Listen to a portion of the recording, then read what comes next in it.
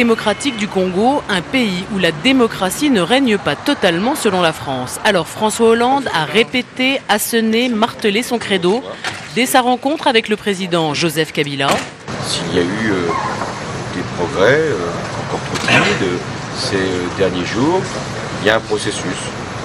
En réalité, je souhaite qu'il soit conduit jusqu'à son terme.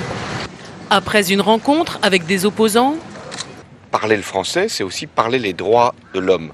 Et à la tribune du sommet de la francophonie, où il est assis à la gauche du président congolais.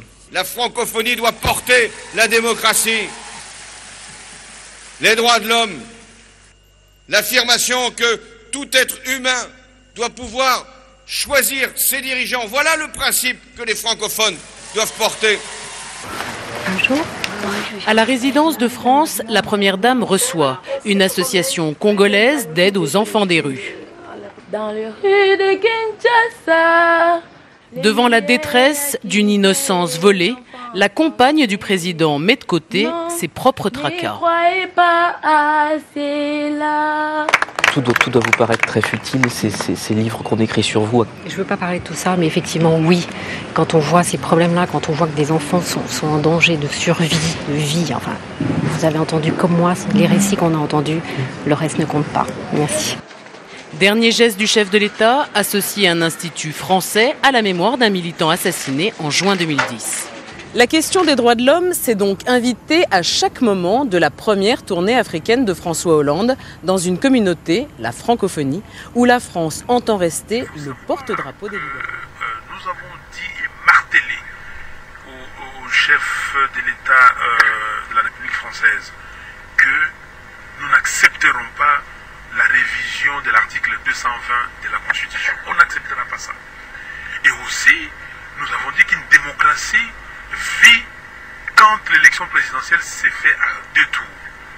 Alors, cette révision cavalière de l'article 71 de la Constitution au mois de janvier 2011, 10 mois avant les élections, nous ne l'avons pas appréciée. Nous avons abordé la question de l'Est. Sur la question de l'Est, et vous avez suivi d'ailleurs à l'Assemblée nationale ce qu'il a dit. Il a dit que l'intangibilité des frontières du Congo doit être consacrée.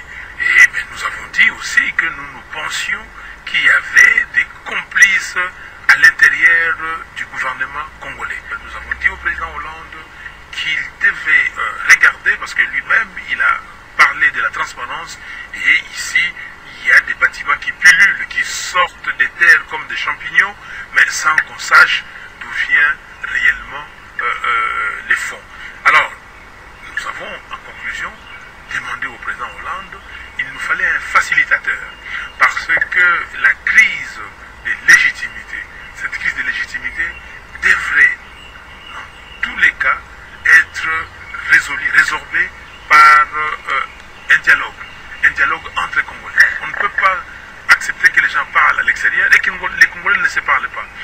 Mais dire que la démocratie, on répète la même chose. Nous avons critiqué les discours de l'ONU, que la démocratie a commencé depuis 10 ans. Mais enfin, où est-ce que vous mettez le 24 avril 1990? Où est-ce que vous mettez la conférence nationale souveraine avec ses plus de 700 actes? La force internationale neutre, que va-t-elle faire pendant que vous avez plus de 20 000 hommes? Alors ce soir, Linda, vous êtes avec 2 invités avec lesquels vous allez nous parler démocratie et droits de l'homme. Oui, tout à fait Dominique, sauf que pour l'instant nous avons un invité, un opposant politique qui est bloqué. Donc je suis avec monsieur Dismas Kitenge, qui est vice-président de la Fédération internationale de la Ligue des droits de l'homme. Merci d'être avec nous. On va débuter avec une image, si vous le voulez bien, celle de Kinshasa bouclée. La ville qui accueille son premier sommet de la francophonie est quadrillée par les forces de l'ordre. Ce dispositif a d'ailleurs empêché aujourd'hui les anti-Kabila de manifester comme ils l'avaient prévu. Ces militants de l'UDPS, qui est le premier parti d'opposition, voulaient occuper les rues pour contester les résultats des dernières élections. Mais leur marche interdite s'est transformée en sit-in. Dismas Kitenge, est-ce qu'on a le droit de s'opposer au président Kabila en République démocratique du Congo? Oui, sur le plan constitutionnel, les droits à l'opposition, le droit à l'expression, à la libre expression est reconnu par la Constitution de la République démocratique du Congo, mais aussi par les traités internationaux qui ont été ratifiés par notre pays. Mais malheureusement, dans le fait, la plupart des fois que l'opposition politique a voulu manifester à Kinshasa ou dans d'autres villes, ça a toujours été réprimé, parfois avec une sévérité inacceptable, mais aussi des fois dans les sangs. Et nous, les organisations de défense des droits humains, nous n'avons jamais cessé de dénoncer cette répression contre les opposants politiques et contre les défenseurs des droits humains que nous sommes. Comment se fait-il que les autorités congolaises ne respectent pas ces textes inscrits, vous le dites, dans la constitution du pays?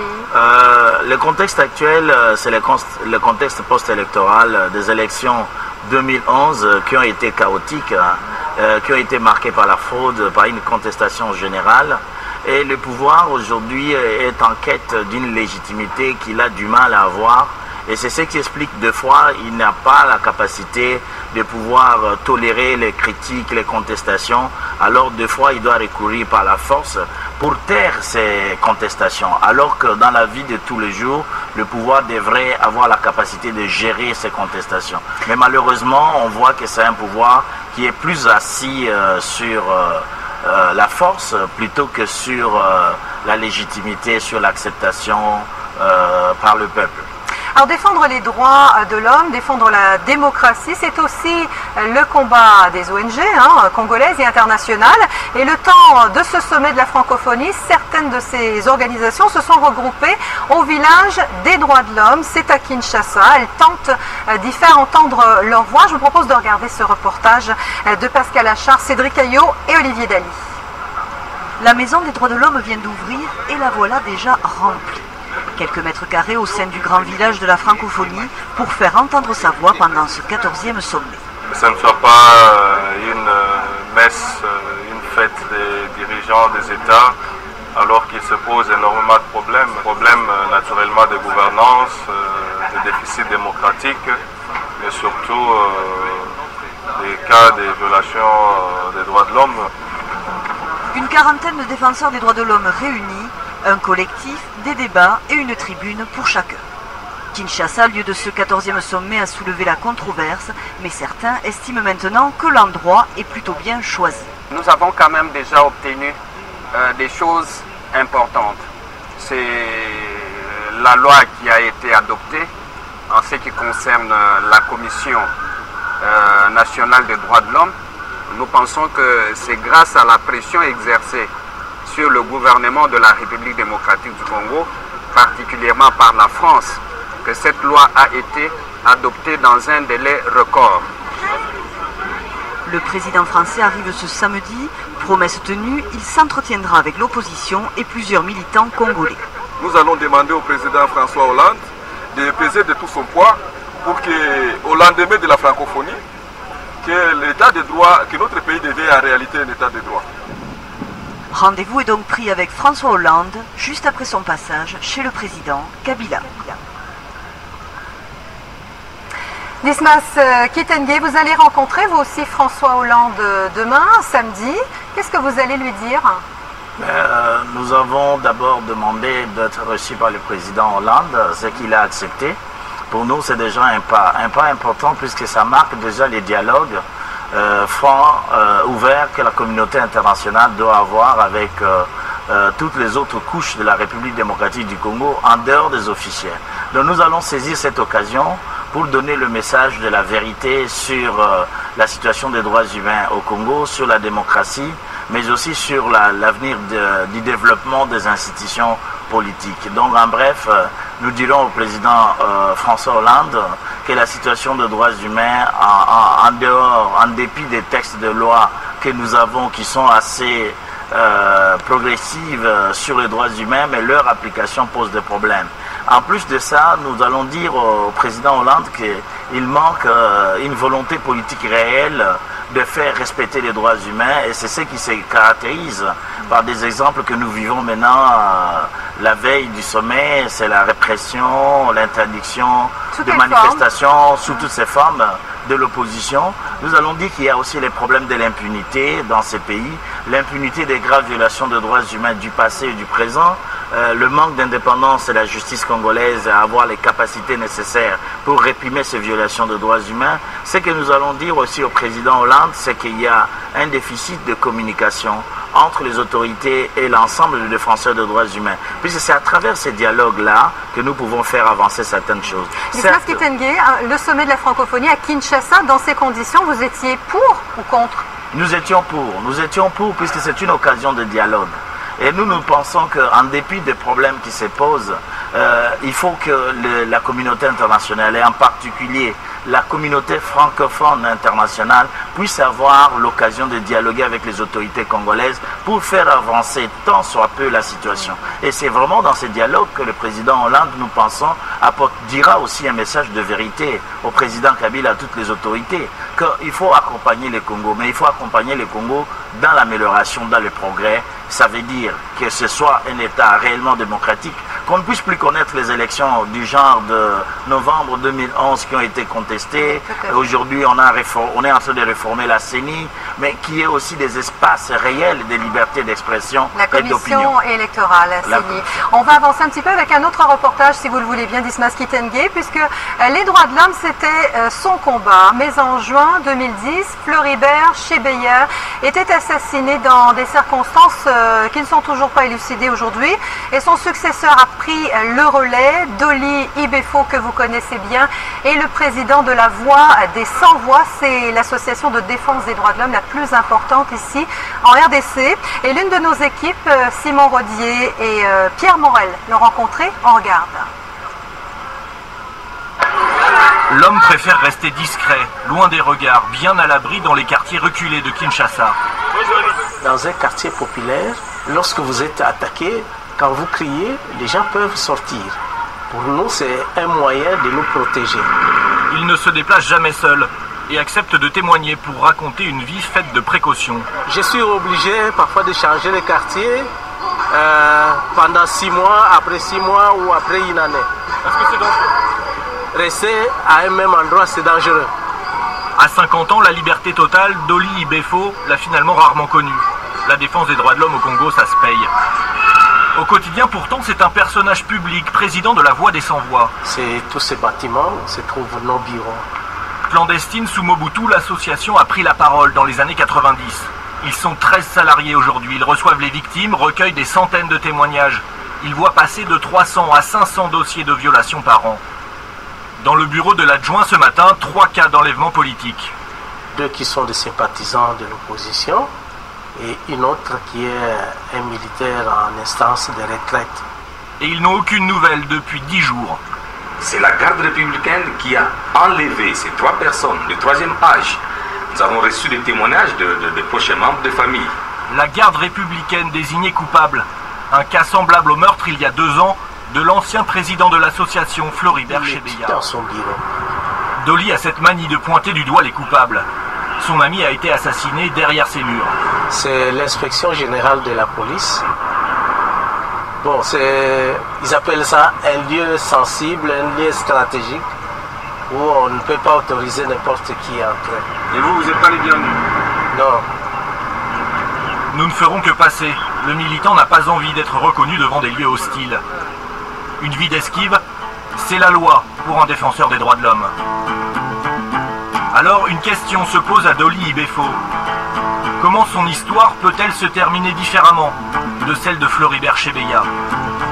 Nous n'avons pas peur parce que nous savons quels sont les risques d'un défenseur des droits de l'homme. Et si vous, ça vous arrive? Je crois que c'est un destin pour nous tous. Dolly a le sens du sacrifice. Le danger est connu, mais la Voix des Sans Voix ne semble pas prête de s'éteindre.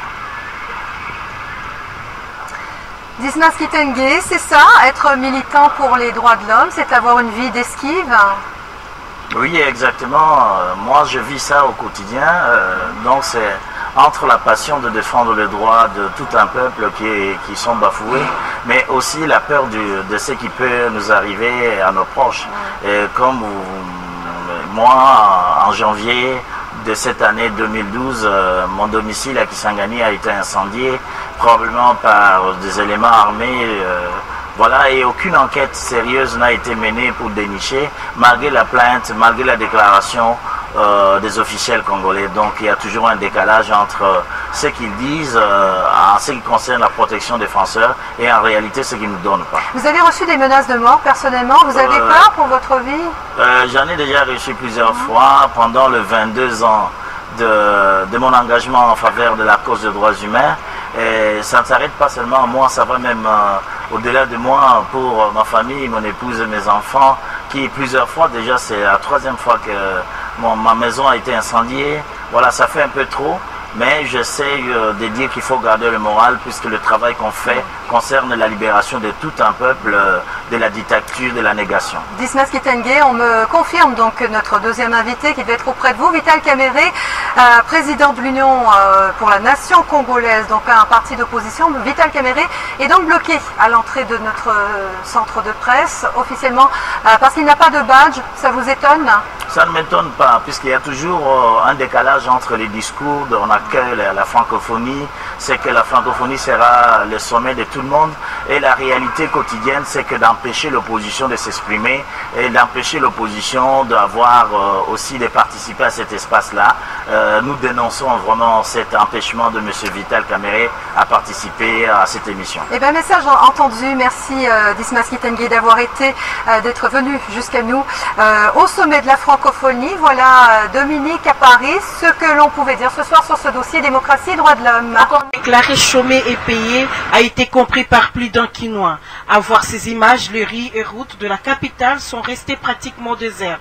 C'est la grande fête de la francophonie, disent ce conducteur et un passager. Comme c'est la férié, circulation tu sais que j'ai remarqué, il y a la journée morte. C'est comme s'il n'y a pas de mouvement, il n'y a pas de transport. Les gens... Il y a des parcelles, il n'y a pas de mouvement là. Je sais pas, mais la francophonie est là. Mais une information mal relayée aux oreilles d'autres personnes, comme c'est le cas de ces élèves de l'Institut Notre-Dame de Fatima à Gombe. Hier, on nous avait annoncé qu'aujourd'hui à Koum, nous sommes venus ici, il n'y a personne, pas de professeur. Donc les portes de l'école sont ouvertes. Moi j'habite en Guéringué. Comment je vais rentrer avec? C'est quoi? On appelle francophonie ici. Comment je vais faire? La journée s'est passée bien, mais aujourd'hui on n'a pas vu les élèves. Il n'y a personne. On attendait les professeurs, mais on n'a vu personne. Il n'y a personne. Aujourd'hui on a fini, il n'y a pas de professeurs, de tous ne sont pas finis. On est seul, maintenant on nous dit de rentrer à la maison, on reste très loin, il fait chaud maintenant. Il n'y a aucun prof, tous les profs n'ont pas fini, seulement les élèves.